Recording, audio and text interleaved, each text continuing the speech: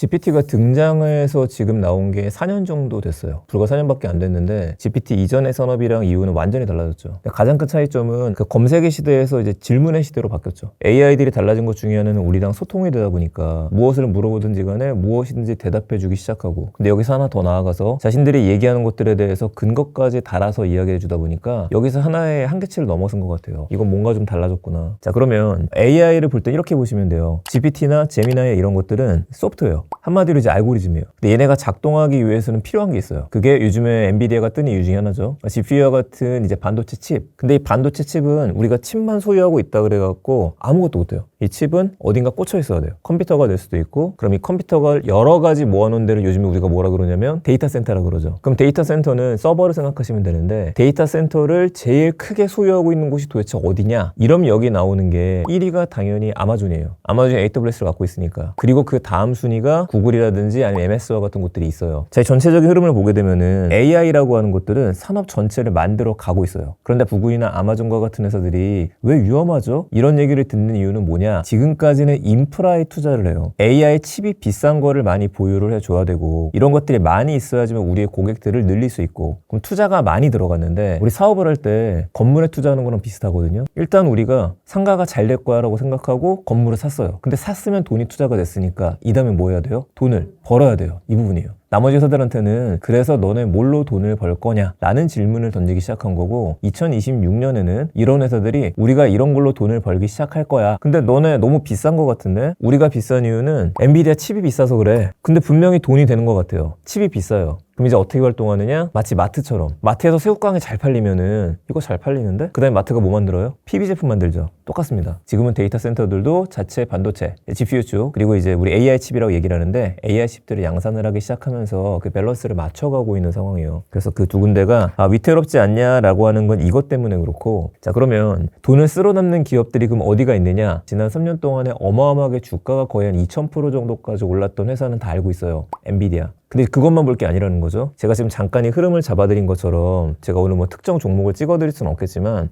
그러면은 데이터 센터가 잘 되겠는데? 데이터 센터에 전력이 필요하게 되면은 전력은 어디서 끌어오게 되지?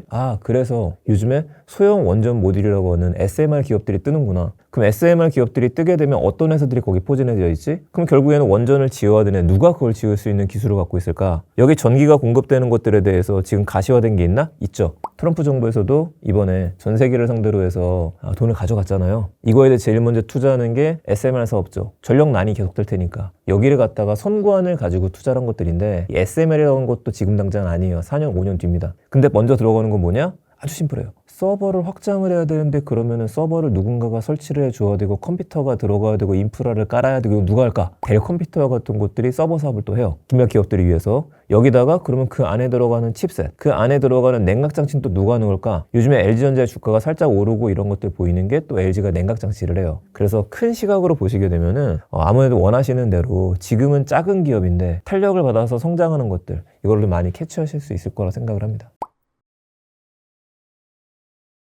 지난 몇 년 사이를 보게 되면은 이제 AI 쪽은 좀 2025년 말까지는 수많은 빅테크 기업들이 자체 AI 선수들을 만들었어요. 서로 막 싸우게. 근데 이제는 승자가 결정이 돼가는 거예요. 그 중에 탑이 제미나이, 두 번째가 GPT. 이 둘이 제일 무서운 점은 그 요즘에 사진 편집하거나 이럴 때 아주 간단한 사진 편집이면 뭐 쓰는지 아시잖아요. 제미나이 써요. 그냥 돌리면 되니까. 수정하고 싶은데 제미나이 쓰면 돼요. 예전에 우리 뭐 썼어요? 포토샵. 그럼 어느 회사가 위험해요? 어도비. 근데 어도비가 위험한데 그러면 디자인 회사가 위험할까? 그건 또 아닌 거죠. 왜냐면 디자인 회사는 어도비를 써도 되고 제미나이를 써도 돼요. 이 차이를 보시면 돼요. 도구가 바뀌는 거니까. 대신에 어도비는 위험해질 수는 있겠죠. 그럼 어도비는 뭘 해야 되느냐? 제미나이가 못해주는 고급적인 기술을 더 하게 되면 그 회사는 살아남을 수 있어요. 이래서 지금 GPT하고 손을 잡았죠. GPT 채팅창에 포토샵이 들어갔잖아요. 다 해주는 건 아니에요. 기본적인 걸 해주는데 여전히 우리는 견제하니까 초벌 작업은 여기서 하고 넘겨. 이런 식으로 올해는 GPT를 토대로 해서 연합군처럼 뭉쳐요. 반대쪽에 구글은 지금 굉장히 무서운 게 다 필요 없어. 재미나 있으면 다 해줘. 영상 만들어줄 거고 사진 찍어주고 다 해줄 수 있어. 이렇게 가고 있는 게 지금이라서 기업에서 제일 먼저 하셔야 되는 것들은 빨리 적응을 할 수 있는 기업이 되면 돼요. 그 움직임은 지금 이미 시작이 됐고, AI를 잘 쓰는 기업들하고 못 쓰는 기업들은 오래 지나게 되면은 아마 극명한 차이는 나타날 거예요. 근데 그 극명한 차이가 수익으로 나타나겠죠. 다른 기업들은 비용 절감과 수익 향상. 그렇지 못하는 기업들은 똑같은 일을 하더라도 수익은 떨어질 수밖에 없고, 그거는 이제 올해 말부터 내년까지는 더 자명할 것 같습니다.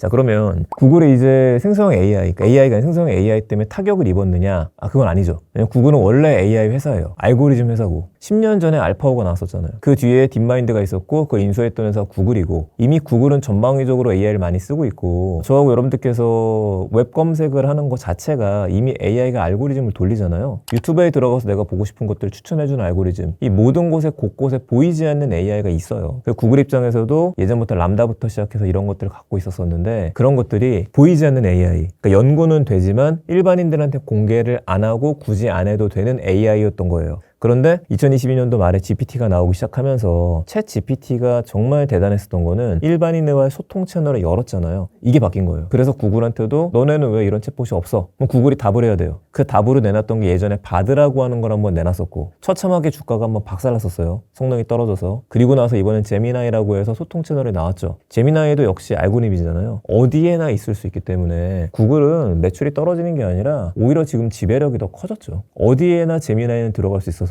지금 우리가 쓰는 제미나이 앱을 설치할 뿐만 아니라 갤럭시 쓰시는 분들은 갤럭시 옆에 있는 버튼 누르면 호출이 되니까, 그럼 내 스마트폰에 있는 모든 거를 제어할 수 있는 것들이고, 요즘에 제미나이가 냉장고에 들어가고 TV에 들어가요. 제미나이가 자동차에 들어가요. 사용하시는 크롬에 들어가요. 2016년도에 알파고 나오고 난 다음에 제가 AI 얘기를 했었을 때 그때 뭐라 그랬었냐면, AI가 고도로 발달하게 되면 우리가 만나게 되는 첫 화면은 물음표밖에 없을 거라고 얘기했었거든요. 무엇을 도와드릴까요? 지금 거기로 가고 있어요. 이걸 제일 잘할 수 있는 회사가 구글. 20년 넘는 동안에 본인들의 빅데이터를 갖고 있었기 때문에. 아마존은 완전 별도죠. 아마존은 AI를 하고 있기는 한데, 아마존은 AI가 우리가 보듯이 눈앞에 있는 AI가 아니에요. 예전에 알렉사라고 하는 걸 만들긴 했었었는데, 회사의 본질적인 목표를 보시면 되는 게, 아마존은 한마디로 파는 회사예요. 이 회사는 잘 팔기 위해서 모든 서비스를 다 합니다. 우리나라에서는 눈에 잘 안 보이는 이유가, 아마존이나 구글이나 제일 많이 하고 있는 사업 중에 하나는요, 인프라 사업들이에요. 한마디로 네스트라 그래서 집에 있는 온도 조절이라든지 도어락이라든지, 하다못해 아마존 같은 경우에는 그 전자레인지도 만들어요. 이 모든 것들을 제어하게 되는 수단이 AI예요. 근데 여기서 GPT와 같이 굳이 대화하는 수단까지 만드느냐 아니느냐, 여기서 GPT 모멘트로 하나를 넘어섰기 때문에 이 두 개 회사는 앞으로 더 잘 될 수밖에 없는 회사들이죠. 그래서 어떤 산업이든지 간에 고민을 제일 먼저 하는 것 중에 하나가, 우리 산업에 아마존이 들어오면 우리 살아남을 수 있을까? 이 고민해야 되거든요. 똑같아요. 지금 AI 관련된 서비스라고 있는데, 구글, 제미나이가 우리 것까지 손대게 되면 우리가 살아남을 수 있을까? 없다라고 한다면 특화된 걸 만드는 것들. 그러지 않으면 그쪽은 굉장히 위험해지죠. 일자리도 줄어드는 건 맞아요. 그런데 그 업을 잘하고 있는 회사들은 사라지진 않거든요. 또 그 업을 잘했던 사람들은 도구가 바뀌는 거니까 어렵진 않아요. 근데 항상 지금 이제 고민이 되고 준비해야 되는 건 이제 시작하는 회사들. 이제 막 성장하려고 하고 있고 자체적인 AI를 갖고 있는 회사들은 위험할 수 있어요. 버블이 어떻게 생기냐를 보게 되면, 모든 투자시장과 주식시장은 기대와 관심 속에서 성장을 하잖아요. 기대와 관심이라는 게, A라고 하는 회사가 굳이 10만 원이지 않아도 되거든요. 20만 원이어야 될 이유는 아무도 없어요. 근데 그 이유에 대한 걸 결정하는 건 결국 우리들이 하는 거잖아요. 저 회사는 분명히 오를 것이다. 서로의 관심으로 돈을 넣어서 불려지는 시장이 주식시장이니까. 이게 버블까지 가는 것들은 기대가 과도하게 되면 점점 커지는 거죠. 과거에 닷컴 버블이 있었었고, 가장 근래에는 2021년도에 메타버스 버블이 한번 있었어요. 그때 똑같죠. 본질적인 기술은 그런데 안 변해요. 닷컴이라고 하는 웹 서비스가 살아남았고 인터넷이 성장하는 건 자명한 일인데, 대표적으로 잘 되는 확실한 뿌리가 있는 기업들이 아니라 이 산업이 잘 될 것 같으니까 이 회사도 잘 되겠지, 이것도 괜찮을 것 같은데. 메타버스 똑같아요. 메타버스 핵심은 우리가 가상현실과 현실 세계를 연결시키는 거니까 VR과 AR 이쪽이 키포인트인데, 메타버스가 잘 될 것 같은데 나머지 기업은 뭐가 있을까? 그 주변부에 있던 수많은 기업들은 투자가 들어가요.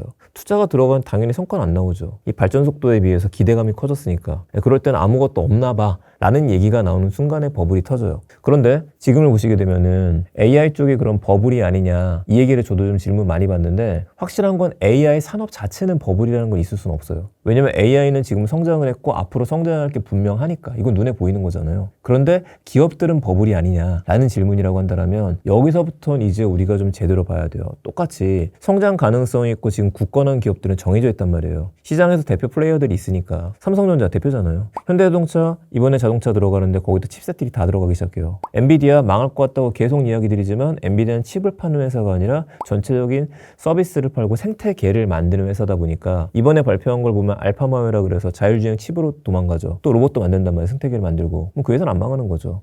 AI 자체는 버블은 아니다. 하지만 AI 산업에 들어가 있는 많은 회사들은 그거는 큰 기업이 아닌 이상에는 조심해서 보실 필요가 있고, 요즘에 버블 얘기가 계속 나오는 이유는 아까 했던 얘기랑 비슷해요. 많은 애널리스트 분들이나 걱정하시는 것 중에 하나는 저 회사가 아마존과 같은 회사나 나머지 회사들이 지금 서로 자전 거래하듯이, 아니면 서로 돈이 없는데도 불구하고 돈을 빌려주면서 거품을 계속 쌓아 올리고 있다. 이게 제일 우려가 되는 거거든요. 근데 그럴 수도 있어요. 없을 수는 없어요. 누군가가 거품은 100% 없어요. 이건 사기꾼이고 말도 안 되는 거고. 분명히 있는데, 그래서 올해가 중요하다고 이야기 드리는 게 여기서 끝나는 게 아니라, 그래서 AI 기업들이 만들어내는 서비스로 인해서 우리가 어떤 것들을 실질적으로 얻을 수 있고 얼마나 편한 것들이 있고, 여기서 개개인들은 돈을 낼 수 있는 포인트를 갖고 있고 기업들은 여기 투자해서 만족한 걸 얻을 수 있을 것이냐. 그래서 올해는 좀 더 직접적이고 현실적인 이야기가 많이 나올 거예요. 그 뭐랑 똑같이 생각하시면 되냐면, 아주 예전에 인터넷이라는 게 등장하기 시작했었을 때 인터넷이 돈이 되겠어? 라고 생각을 한단 말이에요. 근데 인터넷이 돈이 될 만한 건 보여요. 근데 인터넷이 돈이 되는 게 아니라 인터넷 위에서 사업을 하는 회사들이 돈을 벌기 시작해요. 근데 인터넷을 토대로 사업을 하는 회사들이 돈을 벌려면은 인터넷이 설치가 돼 있어야 돼요. 인터넷 설치가 돼 있으려면 돈이 많이 들어가는 기반 사업이잖아요. 그럼 여기서는 누가 해야 되느냐? 정부가 발벗고 나서는 것들이죠. 그래서 전력망부터 시작해서 그런 걸 확보하게 되면은 여기 위에서 이제 우리 국민들이 사업도 하면서 다양한 걸 할 수 있으니까. 지금 AI 쪽은 너무 경쟁이 치열해지고 있는데 우리나라가 빠르기는 하지만 그래도 글로벌하고 견주하기는 아직까지는 좀 약해요. 이러니까 그걸 개별 기업들한테 맡겨놓기엔 약하다. 그럼 정부에서 제일 잘할 수 있는 거는 강력한 세제 지원부터 시작해서 판을 깔아주는 겁니다. 이것 때문에 백조라는 얘기가 나왔던 것들이고, 우리가 판을 깔아줄 테니까 한번 제대로 뛰어보자. 근데 그러면서도 두 가지로 들어가요. 한 가지는 AI 기업들을 추진하고 육성해주는 것들. 근데 이거는 기업에 대한 세제뿐만 아니라 인재가 필요해요. 인력 양성에 대한 게 들어가기 시작하고, 반대편에는 AI가 치고 나가는데 위험성이 요즘 너무 많아요. 아무래도 개인정보 보호에 대한 것들도 있고 딥페이크 문제도 있고. 그래서 뭐가 나오기 시작했느냐? 2026년 1월 22일부터 AI 기본법 이 정해진 내용대로 전 세계 최초로 발효가 됐어요. 그래서 우리나라 정부에서는 이 전체적인 걸 보고서 들어가고 있다고 보시면 돼요.